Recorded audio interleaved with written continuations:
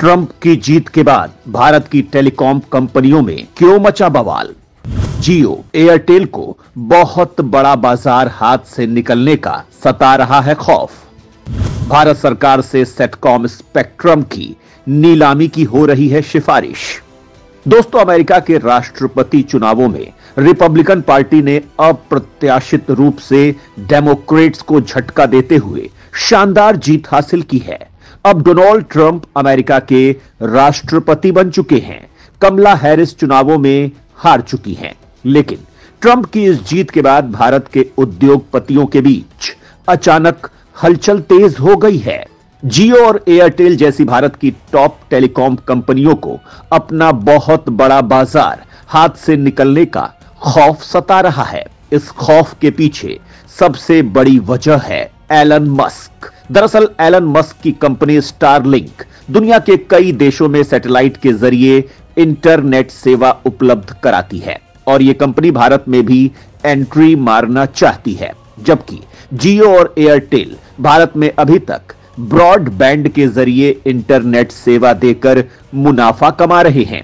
अगर Elon Musk की company को भारत में एंट्री मिलती है तो इससे भारत की निजी कंपनियों के लिए दिक्कत खड़ी हो जाएगी। इसकी बड़ी वजह यह है कि सरकार सेटकॉम का स्पेक्ट्रम बिना नीलामी के प्रशासनिक लेवल पर बांटना चाहती है। ऐसे में ट्रंप से नजदीकी का एलन मस्क को फायदा हो सकता है। इसी वजह से बवाल मचा हुआ है। तो इस मामले में क्या है पूरी उठापटक, इस बारे में विस्तार से जानने के लिए वीडियो में अंत तक हमारे साथ बने रहिए।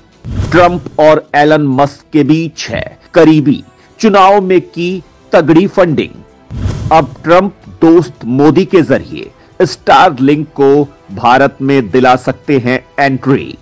सबसे पहले इस वीडियो में हम आपको यह बताएंगे कि ट्रंप के जरिए एलन मस्क को भारत के बाजार में कैसे फायदा हो सकता है, जबकि इसके बाद हम यह बताएंगे कि भारत की लोकल कंपनियों को इससे क्या नुकसान हो सकता है। दरअसल बिजनेसमैन राजनीति से जुड़े होते हैं। ये बैकडोर से पॉलिटिशियंस को फायदा पहुंचाते हैं। पावर में आने पर नेता अपने चहेते बिजनेसमैन को फायदा पहुंचाते हैं। यह दुनिया के सारे देशों में होता है। बड़ी बड़ी राजनीतिक पार्टियां इसी दम पर इतना बड़ा कैंपेन करती हैं और अपना वजूद बना पाती हैं। कहने को तो कहा जाता है कि राजनीतिक पार्टियां चंदे के दम पर चलती हैं, लेकिन इन पार्टियों को कोई खुशी से चंदा नहीं देता, बल्कि बिजनेसमैन राजनीतिक दलों को चंदा इसी वजह से देते हैं कि जिससे चुनाव जीतने के बाद वो राजनीतिक दल उनको भी फायदा पहुंचाए। भारत में भी ऐसा ही होता है और कई बार कुछ उद्योगपतियों को कई दल निशाना भी बनाते हैं। लेकिन जैसे एक दुकान के फिक्स कस्टमर्स होते हैं, वैसे ही पॉलिटिकल पार्टीज के फिक्स डोनेटर्स भी होते हैं। बड़े उद्योगपति ज्यादातर राजनीतिक पार्टियों को चंदा देते हैं, लेकिन पावर में होने पर किसी भी दल को इसका ज्यादा फायदा होता है। अमेरिका के राष्ट्रपति चुनावों में एलन मस्क ने डोनाल्ड ट्रंप को बैकडोर से भारी मदद दी थी। एलन मस्क के एनालिस्ट का दावा था कि ट्रंप चुनाव जीतने वाले हैं।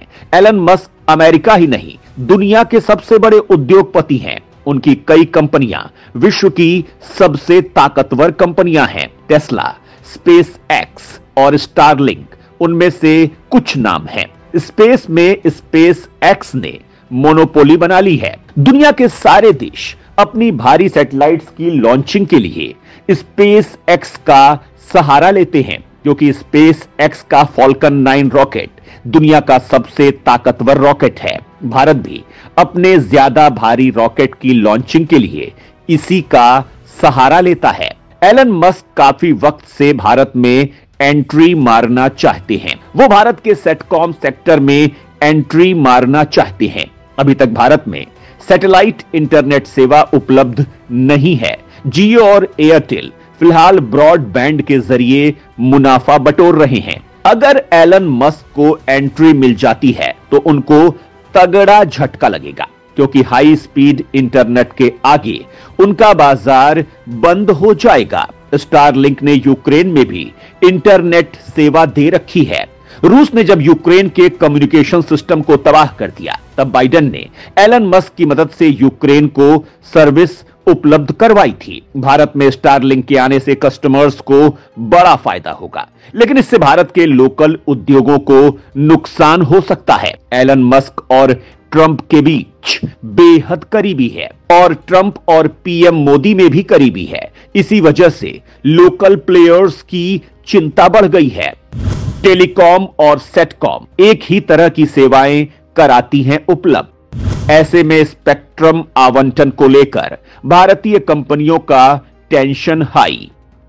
भारत के लोकल प्लेयर्स का कहना है कि टेलीकॉम की तरह ही भारत में सेटकॉम मतलब सैटेलाइट इंटरनेट सेवा के लिए भी स्पेक्ट्रम का आवंटन होना चाहिए। ये आवंटन नीलामी प्रक्रिया से होना चाहिए, लेकिन सरकार फिलहाल इसकी नीलामी नहीं करना चाहती है। दुनिया भर में सेटकॉम के लिए नीलामी कोई नहीं कर रहा है। हर देश इसे प्रशासनिक लेवल पर हैंडल कर रहा है। भारतीय कंपनियों को इस बात की चिंता है कि ट्रंप के इंटरफेयर से स्टारलिंक को मोनोपोली हासिल हो सकती है, लेकिन भारत सरकार चाहे तो नीलामी करके इसे हैंडल कर सकती है। केंद्रीय मंत्री ज्योतिरादित्य सिंधिया ने हाल ही में कहा है कि इसके लिए नीलामी नहीं होगी। भारत में आज इंटरनेट का इस्तेमाल बेहद स्पीड से बढ़ता जा रहा है। इसके पीछे सरकार का प्रोत्साहन भी है। भारत सरकार डिजिटल इंडिया जैसे स्कीम चला रही है, जबकि ऑनलाइन बाजार बढ़ता ही जा रहा है। छोटे छोटे बच्चे भी स्मार्टफोन का इस्तेमाल कर रहे हैं। आज एआई के युग में दुनिया तेजी से आगे बढ़ रही है। इंटरनेट के इस्तेमाल की वजह से लोगों में जागरूकता भी बढ़ रही है, जबकि तमाम लोग रोजगार स्थापित कर रहे हैं। आज न्यू मीडिया उभर कर सामने आया है, जिसमें हर कोई जर्नलिस्ट की भूमिका निभा रहा है। ऑनलाइन शॉपिंग ऐप से भयंकर व्यापार हो रहा है। लोग घर बैठे पैसे कमा रहे हैं। जोमैटो, स्विगी हो या फिर ओला, उबर, अमेजॉन हो या फिर फ्लिपकार्ट बाजार में तगड़ा बिजनेस कर रहे हैं। यह सब कुछ इस वजह से पॉसिबल हुआ है क्योंकि भारत में स्पीड इंटरनेट सेवा उपलब्ध है।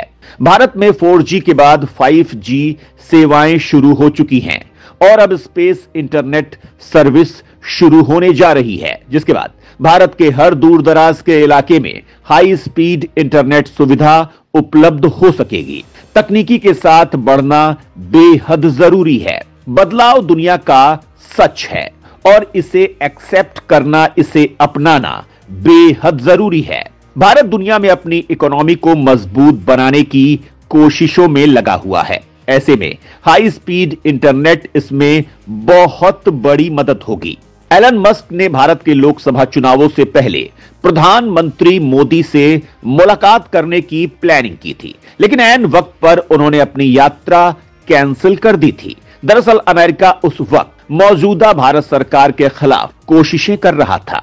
एलन मस्क के पीएम मोदी से मिलने से अमेरिका को लग रहा था कि कहीं इससे भाजपा को फायदा न हो, और बाइडेन सरकार के दबाव के बाद मस्क ने अपना दौरा रद्द कर दिया था। और अब जब हालात अनुकूल हैं, तब वो फिर से भारत के विशाल बाजार में बड़ी हिस्सेदारी हासिल करने की कोशिश कर रहे हैं।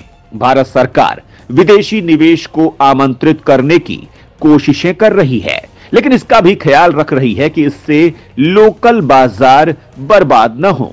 कई निजी कंपनियों का दावा है कि कोई भी विदेशी कंपनी आए, लेकिन अगर भारत सरकार चाहे तो हिस्सेदारी को बैलेंस कर सकती है। औद्योगिक घराने किसी देश की बड़ी संपत्ति होती है और इनकी वजहों से तमाम लोगों को रोजगार मिलता है। भारत जैसे देश के लिए यह बेहद जरूरी है कि वो भारत में उद्योगपतियों के लिए कंफर्ट माहौल बनाए। उनकी सुरक्षा और उनके बिजनेस की सुरक्षा जरूरी है। भारत सरकार इसके लिए कदम उठा रही है और स्पेस से लेकर डिफेंस में निजी क्षेत्र के लिए दरवाजे खोल दिए गए हैं। भारत की कोशिश है कि भारत स्पेस सेक्टर में बड़ी हिस्सेदारी हासिल करे। फिलहाल दुनिया के बाजार में भारत की हिस्सेदारी केवल 2% की है, जबकि भारत का लक्ष्य है कि इसको 10% तक बढ़ाया जाए। तो दोस्तों, सैटेलाइट इंटरनेट के लिए मची इस गहमा गहमी पर आपका क्या कहना है? कमेंट में जरूर बताएं।